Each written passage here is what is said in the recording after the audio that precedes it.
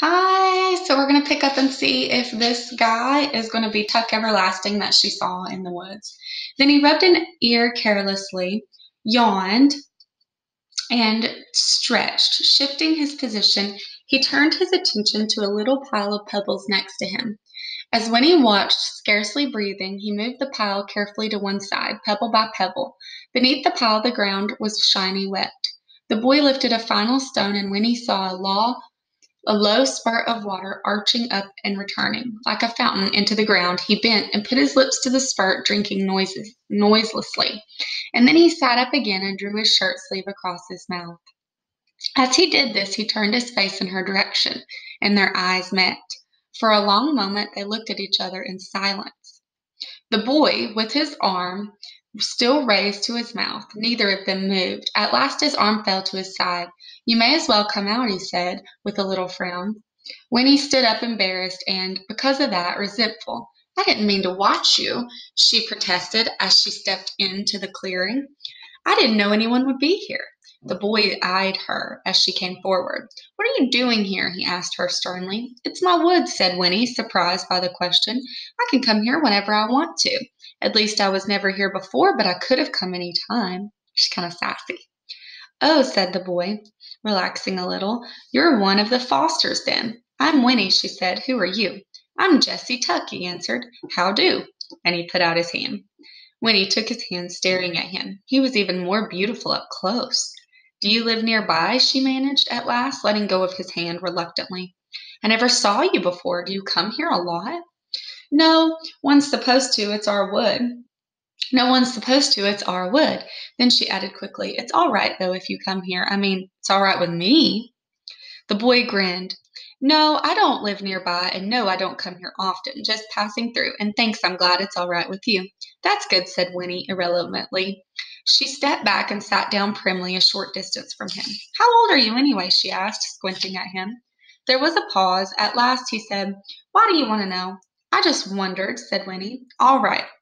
I'm 104 years old," he told her solemnly. "No, I mean really," she persisted.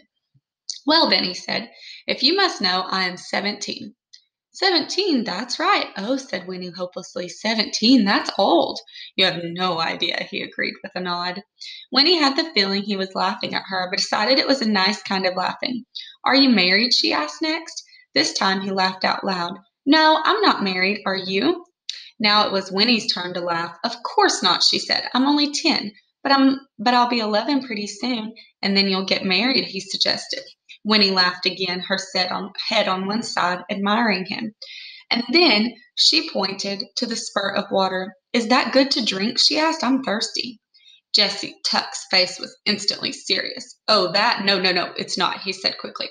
"You mustn't drink from that. Comes right up out of the ground, probably really dirty." And he began to pile the pebbles over it again. "But you drank some," Winnie reminded him. "Oh, did you see that?" He looked at her anxiously. "Well, me, I'll drink anything. I mean, I'm used to it. It wouldn't be good for you, though." "Why not?" said Winnie. She stood up. "It's mine, anyway, if it's in the wood. I want some. I'm about dry as dust." And she went to where he sat and knelt down beside the pile of pebbles. "Believe me, Winnie Foster," said Jessie, "it would be terrible for you if you drank any of this water. Just terrible. I can't let you." "Well, I still don't see why not," said Winnie plaintively. I'm getting thirstier every minute. If it didn't hurt you, it won't hurt me. If my papa was here, he'd let me have some." "You're not going to tell him about it, are you?" said Jessie. His face had gone very pale under its sunburn. He stood up and put bare foot firmly on the pile of pebbles. "I knew this would happen sooner or later. Now, what am I going to do?" As he said this, there was a crashing sound among the trees, and a voice called, "Jessie!" "Thank goodness," said Jessie, blowing out his cheeks in relief. "Here comes Ma and Miles. They'll know what to do." And sure enough, a big, comfortable-looking woman appeared, leading a fat, old horse, and at her side was a young man almost as beautiful as Jessie. It was May Tuck with her other son, Jessie's older brother, and at once she saw the two of them, Jessie with his foot on the pile of pebbles and Winnie on her knees beside them. She seemed to understand. Her hand flew to her bosom, grasping at the brooch that fastened her shawl, and her face went bleak. "Well, boys," she said, "here it is. The worst is happening at last. What do you think? Is she going to get her way and get to drink from it? Let's see next time."